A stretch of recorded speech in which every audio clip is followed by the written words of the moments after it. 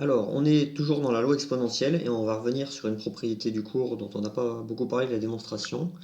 On va parler de la propriété de durée de vie sans vieillissement. On va expliquer ce que ça veut dire cette chose-là. Alors, commençons par le début. Donc, on a plusieurs notions. Donc, on a t qui est une variable aléatoire. Ça peut être souvent c'est grand X, là on l'a appelé t puisqu'on parle de durée de vie.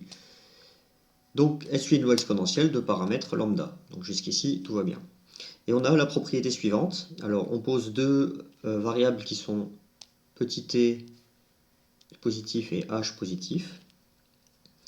Et donc, ici, on a une probabilité qui est une probabilité conditionnelle, ici. Alors, comment est-ce qu'on lit ça? Ça, c'est la propriété que quand ma variable t est supérieure à t plus h, sachant que t est déjà supérieur à t, alors cette probabilité-là, elle est égale à la propriété que t soit supérieur à h. Alors vu comme ça, c'est pas très explicite si on voit cette formule pour la première fois ou presque. Donc on va regarder un petit graphique pour comprendre ce que ça veut dire. Donc sur mon graphique ici, j'ai ma loi exponentielle, le paramètre lambda ici qu'on peut lire sur l'axe des ordonnées. Alors, donc ici j'ai t, et ici j'ai t plus h, j'ai h entre les deux ici. Donc nous on va s'intéresser à plusieurs de ces probabilités avec ce graphique-là. Donc on va regarder ici la probabilité pour que t soit plus grand que t plus h, sachant que t est déjà supérieur à t.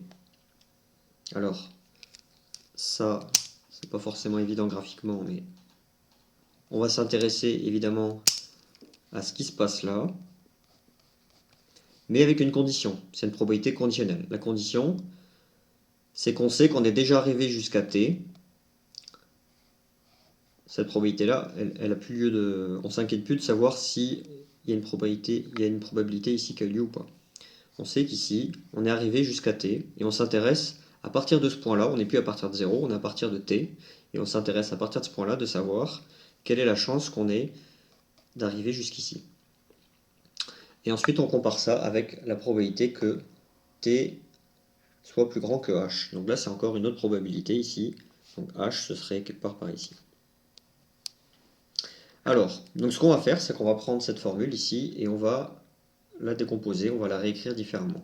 Donc comme c'est une probabilité conditionnelle, ici je vais utiliser la formule des probabilités conditionnelles pour l'exprimer différemment, parce que ce machin-là, là, comme ça ne me parle pas énormément. Donc on va utiliser cette formule que vous connaissez, qu'on a utilisée déjà. Donc la probabilité de A sachant B, on sait qu'on peut l'exprimer comme le quotient de la probabilité de A inter B, l'intersection de A et B, divisé par la probabilité de B. Donc ça, cette formule, on la connaît bien, on sait l'utiliser, c'est assez facile. Donc on va reprendre exactement cette formule en remplaçant par les termes qui sont là.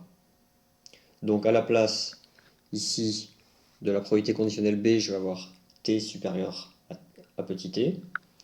Et ici, qu'est-ce que je vais avoir ici? Donc à la place de A, je vais avoir t supérieur à t plus h. Donc allons-y, on écrit ça. Donc on l'écrit ici. Et ici, donc, je vais avoir l'intersection entre t supérieur à t plus h et t supérieur à t, divisé par ce que j'avais en probabilité conditionnelle ici, le b, donc t supérieur à t. Alors, donc qu'est-ce que c'est que ce truc-là? Là, ça a l'air un peu compliqué cette histoire-là, l'intersection de ces deux choses-là. Alors, on va regarder ça tout simplement, on va se mettre sur un axe. Ici, on imagine un axe dt, croissant. Et donc, ici, on a quoi à comparer? On a t plus h et ici t. Donc, qu'est-ce que c'est que t supérieur à t plus h? Et bien, c'est tout simplement les valeurs qui se trouvent ici. D'accord? Si c'est avant, c'est inférieur à t plus h. Et qu'est-ce que c'est que t supérieur à t plus h? À t, pardon, on a fait celui-là déjà, maintenant on fait celui-là. Et bien, c'est les valeurs qui se trouvent ici, supérieures à t.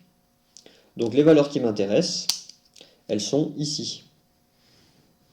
Donc en fait, l'intersection de ces deux choses-là, c'est uniquement ce qui est supérieur à t plus h. Les points communs, c'est ici que j'ai les deux couleurs. Donc ça, cette intersection-là de t supérieur à t plus h inter t supérieur à t, c'est égal à t supérieur à t plus h, tout simplement. Et en bas, je garde la même valeur. Donc je me retrouve avec ça. Donc là, j'ai un peu simplifié mon expression. Donc maintenant, on va revenir à l'expression sous la forme exponentielle. C'est-à-dire qu'on va utiliser la définition de ça, c'est-à-dire qu'on a ici dans le cours. On va utiliser cette forme, ici, quand p de x est supérieur à petit c, ça me fait exponentielle de moins lambda c. Donc on utilise ça. Donc je transforme cette expression, ici ça va me donner en haut exponentielle de moins lambda t plus h. Ici j'avais bien t plus h, en bas j'ai t, donc en bas ça me donne exponentielle de moins lambda t. Ensuite, pour simplifier à nouveau, je vais utiliser les propriétés de l'exponentielle. Je sais que quand j'ai exponentielle de a sur exponentielle de b, ça me fait exponentielle de a moins b. Donc là aussi je vais développer. Donc voilà, ça me donne exponentielle de moins lambda t moins lambda h, ça c'est ce que j'avais au numérateur, plus, c'est-à-dire moins ce que j'avais au dénominateur, lambda t. Donc là ça se simplifie, les lambda t moins lambda t ça se simplifie. Il ne me reste plus qu'exponentielle de moins lambda h. Exponentielle de moins lambda h. Et maintenant je repasse sous la forme des probabilités, toujours avec la même formule. Et ça me donne la probabilité que t soit supérieur à h. Donc voilà qui termine notre démonstration. On a bien démontré cette formule-là. On va voir un petit peu plus tard comment l'utiliser dans les exercices. Donc voilà pour ça. Je vais revenir juste un peu sur le cours avec les formules qui sont importantes. Donc il y en a 3, mais au final, elles sont un peu toutes, on peut toutes les retrouver. Donc on a celle-ci quand on a deux valeurs c et d, x compris entre deux valeurs. Donc ça donne exponentielle de moins lambda c moins exponentielle de moins lambda d. On a la plus simple à retenir qui est celle-ci. Là on a le développement complet avec l'intégrale. Mais il n'y a pas besoin de... On n'est pas obligé de refaire ça, il vaut mieux apprendre ça par cœur et savoir l'utiliser. Donc il ne faut pas se tromper sur le sens de l'inégalité ici. Et ici on a le complémentaire à 1. Donc si on prend ici le point C, là, celui qui nous intéresse, qui est le même petit c dans les deux cas, donc quand ma valeur de x est supérieure à c, donc quand je suis à droite, la valeur ici c'est exponentielle de moins lambda c, et comme je sais que sous la courbe, comme j'ai une densité de probabilité, l'air total vaut 1, et bien je trouve le complémentaire ici qui vaut 1 moins ça. Et de la même façon, si je me rappelle de la formule ici, 1 moins lambda, moins exponentielle de moins lambda c, donc là c'est quand x est inférieur à cette valeur. Si je connais cette formule-là, je peux trouver celle-ci en faisant 1 moins ceci. 1 moins 1 moins exponentielle de moins lambda c. 1 moins 1 ça fait 0.